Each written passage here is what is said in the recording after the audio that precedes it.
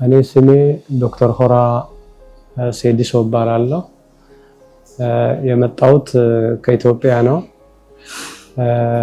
በስራ የውስጥ ደዌ ሐኪም ነኝ። እዚህ ልመጣ የቻልኩበት ሁኔታ የኔ ሐኪም እዛ ያለው ከዚህ ሆስፒታል ጋር ቀድሞ ትውውቅ ስለነበራቸው አደራ ሆስፒታል ፕሮፌሰር አባተ ጥቆማ በሰጠኝ መሰረት ነው ወደዚህ ሆስፒታል ልመጣ የቻልኩኝ፣ ወደ ሬላ ሜዲካል ኢንስቲትዩት።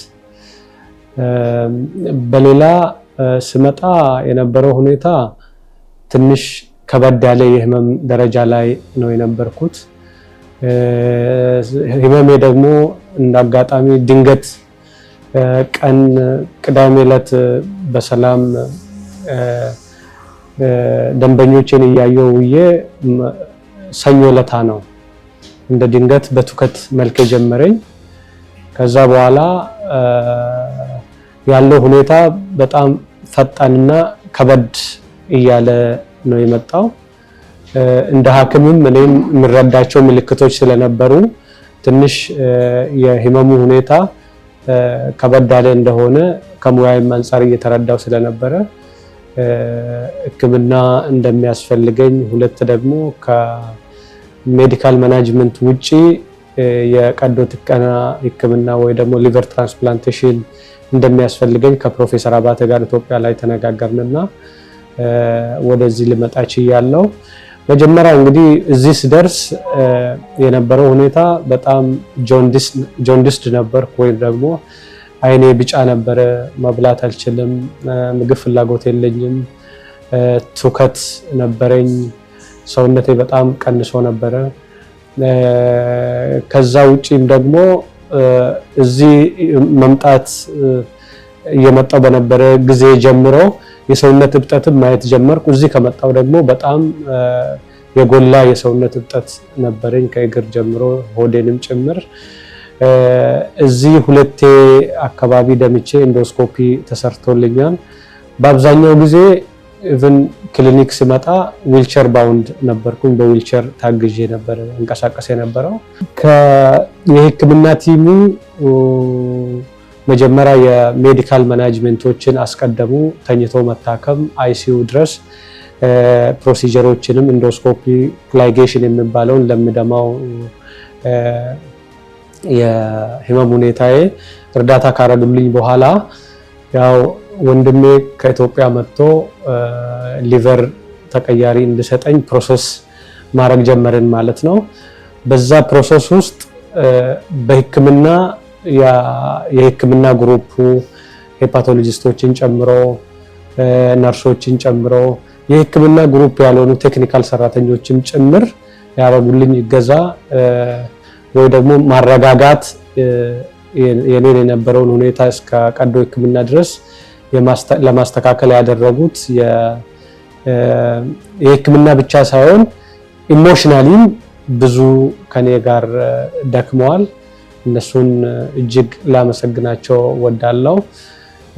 ሌላ ቴክኒካል ነገር የሚሰሩ ሰዎች ለምሳሌ የህግ ክፍሉ፣ የኛ ትራንስሌተር ደግሞ ከኢትዮጵያ እዚህ የኢትዮጵያን ፔሸንቶች የምታግዝ እህታችን ሜሮን፣ ሎየር ክፍሉ፣ ኢንተርናሽናል ፔሸንት ሰርቪስ ክፍሉ፣ በአጠቃላይ የኔ ሁኔታ ቶሎ የቀዶ ህክምና እንድደርስልኝ በፍጥነት የሚቻላቸውን ነገሮች ሁሉ በማረጋቸው ለቀዶ ህክምናው ደርሼ አሁን ያለሁበት ሁኔታ ላይ ይገኛለሁ ማለት ነው። በጥቅሉ የሆስፒታሉ ሜዲካል ሰርቪሱ እውነቱን ለመናገር እኔም እንደ ባለሙያ ትልቅ የህክምና አርት ያየውበት ተቋም ነው። ይሄ ተቋም ከፕሮፌሰር ሬላ ጀምሮ ታች ድረስ ያለው ሁኔታ በጣም የተናበበ ኦርጋናይዝድ፣ ሁሉም ሰው የየራሱን ሁሉም ዲፓርትመንት የየራሱን ነገር ቶሎ ሰርቶ ፔሸንት ሳይድ በመሆን ነገሮችን ሁላ የሚያስተካክል ተቋም ሆኖ ነው ያገኘሁት። እንደ ሐኪም ደግሞ የምመኝበት እንደዚህ አይነት ተቋም ሀገራችን ውስጥ በኖረን ብዬ እንድመኝ ያደረገኝ የሕክምና አገልግሎት ነው እዚህ ያገኘሁት ማለት ነው። መጨረሻ ላይ እንደዚህ ሁሉም ከፕሮፌሰር ሬላ እንደውም ደግሞ የሰርጂካል ቲሙን እጅግ ላመሰግን እወዳለሁ። ለምን የኔ ሰርጀሪ በጣም ከበድ ያለ ሰርጀሪ እንደነበረ ከወጣው በኋላ ለቤተሰቦቼም እንደተነገራቸው ከዛ በኋላ ለኔም ከነቃው በኋላ አስረድቶኛል። ለምን እኔ ወደ ሰርጀሪ ሲገባ እየደማው ነው የገባሁት። ኢንዶስኮፒ ተሰርቶልኝ በዛው ደግሞ ወደ ቀዶ ሕክምና ነው የተላለፍኩኝ። ይሄን ሲሰራ ደግሞ አይሲዩ ቆይቼ ከ10 ቀን በላይ አይሲዩ የቆየሁበት እንደቆየው ነው ከዛ አገግሜ ወደ ሰርጀሪ የገባው። ያ ደግሞ ሳምባይ ውስጥም ውሃ ቋጥሮ ስለነበረ በሁለቱም ጎን የውሃውን ለማውጣት የሚያግዝ ቱቦ ተደርጎልኝ የነበረውና እንደዛ አይነት ሁኔታ ላይ ሆኖ ቀዶ ሕክምናን ማከናወን ትልቅ ውሳኔ፣ ሁለተኛ ትልቅ ኤክስፒሪየንስ የሚፈልግ ነገር ነው። ሪስክ ብቻ ፈርቶ መተው ይችሉ ነበረ፣ ግን በኔ ሳይድ ሆኖ የሚቻለውን ነገር ሁሉ ስለሞከሩ ዛሬ እንግዲህ ከፈጣሪ ጋር እንደዚህ ሁኔታ ላይ ለመገኘት እነሱ የተጫወቱት ሚና ትልቅ ነው ብዬ አስባለሁ። ማለት የምችለው አንድን ሰው ህይወት መመለስ ማለት የግለሰብ ህይወትን ብቻ አይደለም፣ የቤተሰብን ህይወት በዛ ሰው መታመም የምዘበራረቀውን ነገር ብዙ ነገርን ስለማስተካከል፣ ልጆች ያሉት ሰዎች ደግሞ ፋሚሊ ያለው የራሱ የፋሚሊውን ህይወት እንደመመለስ ነው።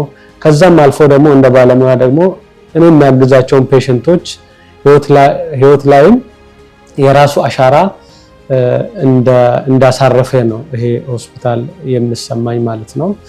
ለሚወዱኝ ለሚያከብሩኝ ሰዎች ሁሉ ዛሬ ቆሜ እንደዚህ መሄድ እንድችል ስላረጋችሁ በእነሱም ቦታ ሆኜ አመሰግን እወዳለሁ ማለት ነው።